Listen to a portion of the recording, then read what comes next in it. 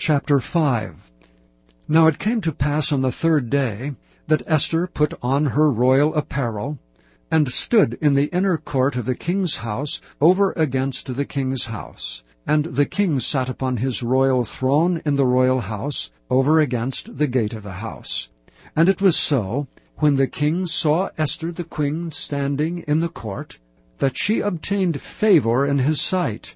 And the king held out to Esther the golden scepter that was in his hand. So Esther drew near, and touched the top of the scepter. Then said the king unto her, What wilt thou, Queen Esther? And what is thy request? It shall be given thee to half of the kingdom. And Esther answered, If it seem good unto the king, let the king and Haman come this day unto the banquet that I have prepared for him. Then the king said, Cause Haman to make haste, that he may do as Esther hath said. So the king and Haman came to the banquet that Esther had prepared.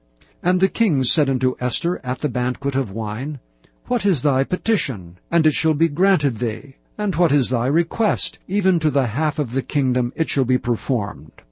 Then answered Esther and said, My petition and my request is, if I have found favor in the sight of the king, and if it please the king to grant my petition, and to perform my request, let the king and Haman come to the banquet that I shall prepare for them, and I will do tomorrow as the king hath said. Then went Haman forth that day joyful, and with a glad heart. But when Haman saw Mordecai in the king's gate, that he stood not up nor moved for him, he was full of indignation against Mordecai. Nevertheless Haman refrained himself, and when he came home, he sent and called for his friends, and Zeresh his wife. And Haman told them of the glory of his riches, and the multitude of his children, and all the things wherein the king had promoted him, and how he had advanced him above the princes and servants of the king. Haman said moreover, Yea, Esther the queen did let no man come in with the king unto the banquet that she had prepared but myself, and tomorrow am I invited unto her also with the king.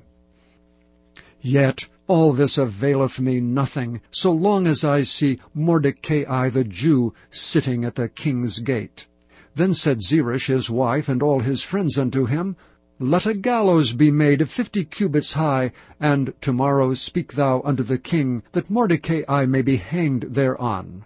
Then go thou in merrily with the king unto the banquet.